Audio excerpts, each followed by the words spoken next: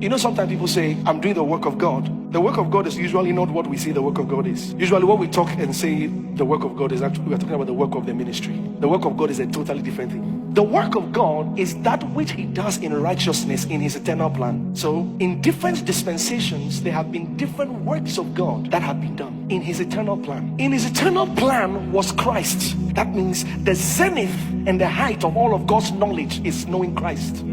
So you will see in his eternal plan, it was his eternal work, which is Christ, was manifested at different points. Because you see, it's the manifestation that makes the difference. So we're looking at the manifestation of Christ.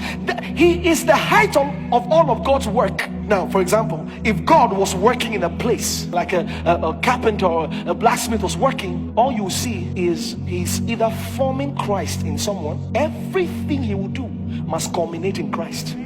God does no work that does not end up in Christ. So let's look at Christ, his manifestation. And what does his manifestation mean to us? I'll start with number one, his manifestation in the Old Testament. In the Old Testament, at different times, he was manifested. Look at 1 Corinthians chapter 10, verse number 4. And they all drink the same spiritual drink, for they drank of that spiritual rock that followed them, and that rock was Christ.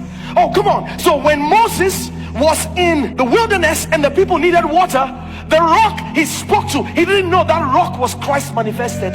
You see, God is not interested in giving you anything outside Christ. The seriousness of your problem is not the issue, because all of God's work must culminate in Christ. Again, he was manifested as the ark. When Noah was building that ark, Noah didn't know that what he was building was Christ. That is the room of salvation. I tell people, if you're in the days of Noah, don't build your own ark, join his ark.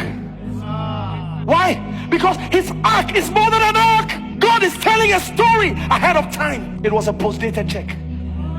God was telling the story of salvation. How a man, no matter how bad, do you remember or do you imagine that a snake entered into the ark? As bad as you think the snake is, if he enters the ark, he will live. For me, it's a bad woman. If she enters that ark, she will live. Dove is an innocent animal. If she does not enter that ark, Christ is God's eternal work. Anyone that comes to Christ is safe.